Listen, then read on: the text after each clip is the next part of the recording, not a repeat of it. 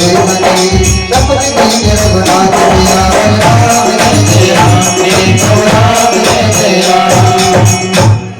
विभीषण जी को लंकेश ने लात मार के घर से निकाल दिया था। प्रभु श्री राम जी की शरण में आए। श्री राम जी ने वानरों ने देखा कि रावण का भाई आ रहा है, वहीं पर रोक दिया। प्रभु श्री राम जी को बताया कि भगवान दुश्मन का भाई है विभीषण, आने देगी नहीं, कुछ गड़बड़ तो नहीं करने वाला है। श्री राम जी ने कहा कि जो दुष्ट हृदय होता है कोई मेरे सामने नहीं आता है, और जो पाप में लीन रहता है उसे मेरा भजन अच्छा नहीं लगता है। श्री विभीषण जी का भाव बड़ा ही सुंदर है, उनको आने दीजिए। और अगर कुछ गड़बड़ भी करने वाला है ना, तो संसार में जितने भी राक्षस हैं अकेले श्री लक्ष्मण जी सबका अंत कर सकते हैं, हमें कुछ नहीं करना है, चिंता करने की बात नहीं है। अकेले लक्ष्मण जी काफी है सभी के लिए। श्री विभीषण जी प्रभु श्री राम जी के शरण में आए।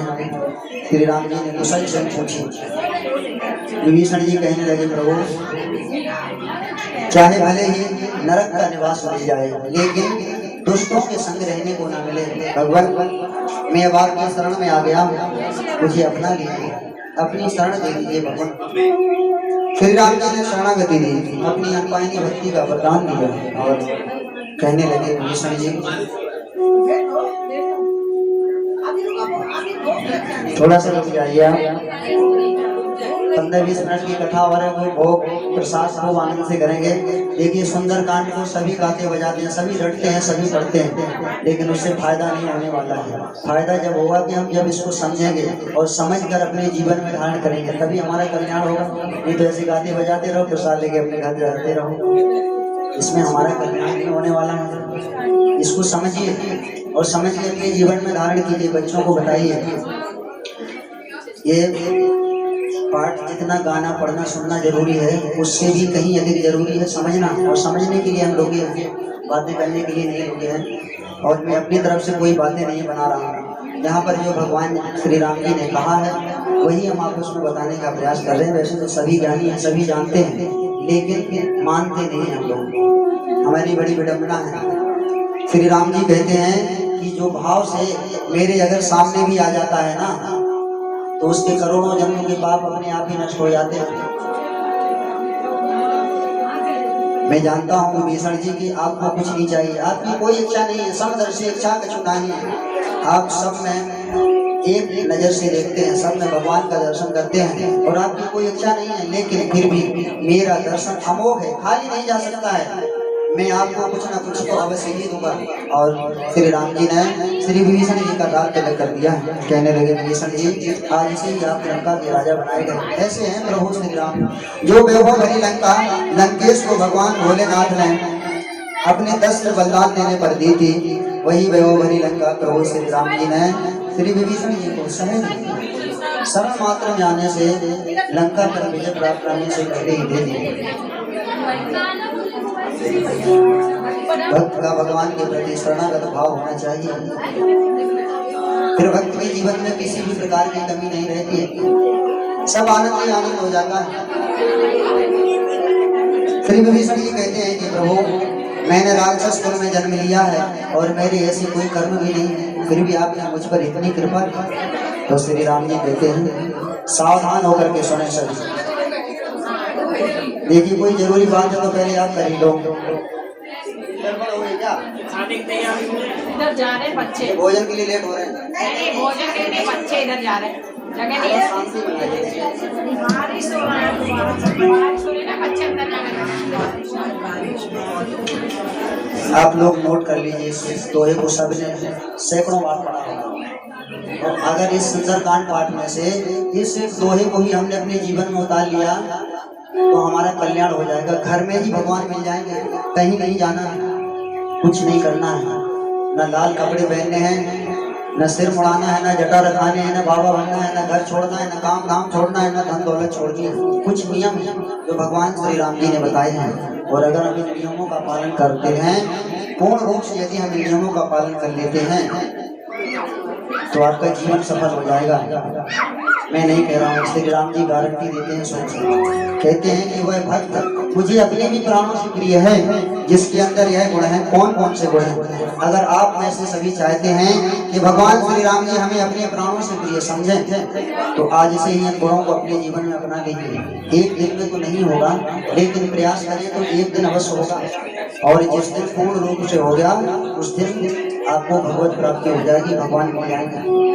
सगुन उपासक करहित निरत नीत दृढ़ ने ते नर प्राण समान मन जिनके तुझ पद प्रेम। श्री राम जी कहते हैं कि वह भक्त जो भगवान भोलेनाथ का पुजारी हो, श्री राम जी की भक्ति प्रेम यदि चाहिए तो श्री राम जी कहते हैं कि भगवान भोलेनाथ की पूजा करना जरूरी है।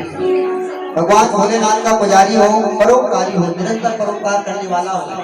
परोपकार ऐसे नहीं कि हम करें थोड़ा सा और दिखाएं दुनिया भर का, या फिर किसी के हिस्से का जैसे को किसी के बांटने तो यह परोपकार नहीं है। अपनी नेक कमाई में से कुछ ना कुछ परोपकार के लिए निरंतर करते रहते हैं। नीति नियम का पक्का हो, दृढ़ संकल्प का पक्का हो, सनातन धर्म के नियमों को आदर्शों को मानने वाला हो और ब्राह्मणों के चरणों में प्रेम करने वाला हो तो श्री राम जी कहते हैं कि वह भक्त मुझे अपने भी प्राणों से प्रिय है। और इतना ही नहीं, मैं उस भक्त की स्वयं रक्षा करता हूँ, अपने हृदय में इस प्रकार से बसा के रखता हूँ कि जिस प्रकार से एक लोभी अपने हृदय में धन को बसा के रखता है। कहते हैं कि लोभी का सिर फूट जाए लेकिन कौड़ी ना फूटे, ऐसे ही श्री राम जी कहते हैं कि वह भक्त जो मेरे हृदय में बसता है उसे कुछ नहीं होना चाहिए, उसकी रक्षा मैं स्वयं करता हूँ। श्री विभीषण जी कहते हैं प्रभु मैंने जब भी आपकी शरण मांगी थी और अब भी मुझे आपकी शरण ही चाहिए। मेरी एक एक श्वास आपके श्री चरणों में समर्पित है। हम सबका भी यही भाव होना चाहिए। सुंदर कांड है, सुंदर कांड है।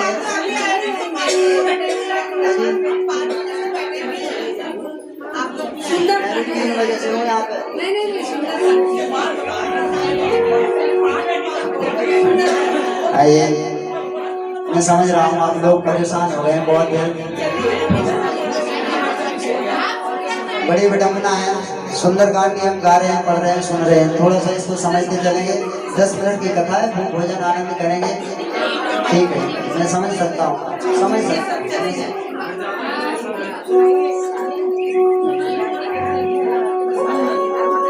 भगवान के चरणों में अपनी एक एक श्वास समर्पित कर दो और कहोगे प्रभु हर लिख दी ये जिंदगानी,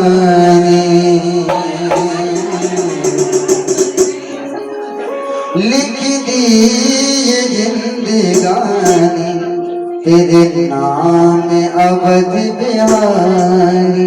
चरणों में बीत जाए मेरी उम्र ये सारी। लिख दी ये जिंदगानी तेरे नाम अवध बिहारी। सब जान भजन के आना तेरे कसुग पहुँचत जाना। जन जानता ही अपनावा तब सुभाव कभी कुल बनवावा। सर्वैक सर्वैर्वासी सर्व रूप सब रहते उदासी। होए वचन नीत मत बालक कारण मनुज जमद कुल गालक। सुन कपीस लंका पतिरा वेद तरे जल गंभीरा। सकुल मकर वरज रजवारी अतिअगाध गोचर भगवानी। कैवल्य रघुनाथ रघुनाथ भोज बिंद दौलत बरदार। तदप तदप नीति अधिवारी विनय करिय सागर सतिवारी। मंगल भवनी मंगल हारी रमौ तब रज अजय बिहारी। प्रभु तुम्हार सकल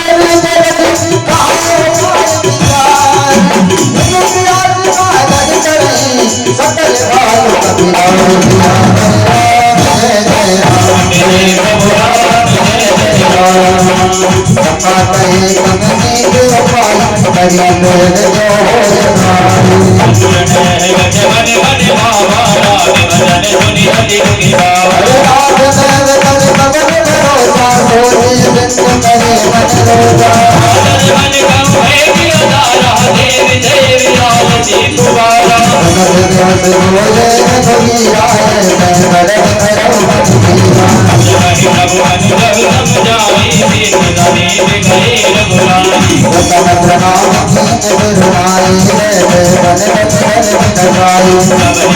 धन प्रभु कहिया रावण दूध बढ़ाई मंगलहारी